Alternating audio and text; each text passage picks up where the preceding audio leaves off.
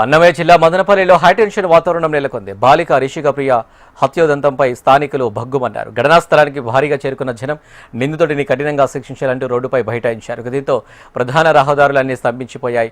అన్నమయ్య జిల్లా మదనపల్లి పట్టణంలో గుండెల నిలిచే విషాదం చోటు చేసుకుంది. ఆడుకుంటూ కళ్ళ ముందే ఉండాల్సిన 7 ఏళ్ల చిన్నారి కామందుడి చేతిలో బలైపోయింది. నిన్న సాయంత్రం అదృశ్యమైన రిషిక ప్రియ అనే బాలిక శవమై తేలడం స్థానికంగా తీవ్రం కలకలంగా రేపింది. మదనపల్లి పట్టణంలోని 1 టౌన్ పోలీస్ స్టేషన్ పరిధిలో నివసించే రిషిక ప్రియ నిన్న సాయంత్రం ఇంటి బయట ఆడుకుంటూ అదృశ్యమైంది. రాత్రి కావస్తున్న కూతురు ఇంటికి రాకపోవడంతో ఆందోళన చెందిన తల్లిదండ్రులు చుట్టుపక్కల ప్రాంతాల్లో గాలించారు. చివరికి పక్కింట్లోనే డ్రమ్ములో బాలిక మృతదేహం కనిపించడం కలకలం రేపింది. అన్నమయ్య జిల్లాలో చిన్నారి రిషిక ప్రియ మృతి ఘటనపై మదనపల్లి ఎమ్మెల్యే షాజహాన్ బాషా తీవ్రంగా స్పందించారు. చిన్నారిపై జరిగిన అరాచకం అత్యంత బాధాకరమని ఆయన ఆవేదన వ్యక్తం చేశారు.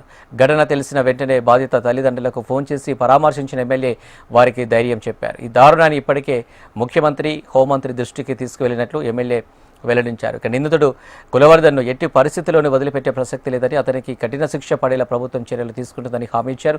బాధితులు ఎలాంటి అభద్రత భావానికి గురి కావద్దని, ప్రభుత్వం వారికి అండగా ఉంటుందని ఎమ్మెల్యే భరోసా ఇచ్చారు.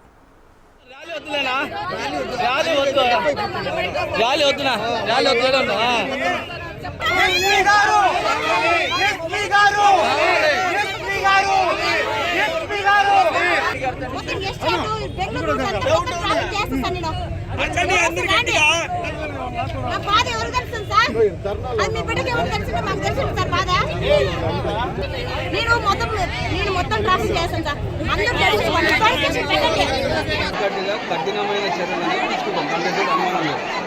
100% తీసుకోవడం జరుగుతుంది. కాకపోతే ఏమంటే మనకి ఆ ప్రాసెస్ అనేది మీరు చేసే, దయచేసి మేము చేసే చర్యలు 100% కఠినమైన చర్యలు తీసుకుంటాము. దయచేసి కొద్దిగా మా విజ్ఞప్తి మీరు పట్టించుకోండి. ఆ యొక్క ప్రాసెస్ అనేది చేయాలి. అది చేసిన తర్వాత ఖచ్చితంగా పోలీస్ యంత్రాంగం మీ బాధ మాకు తెలుసు, మాకు కూడా పిల్లలు ఉన్నారు, ఖచ్చితంగా చేస్తాము. కఠినమైన చర్యలు తీసుకుంటాం. మీ పేరు చెప్పండి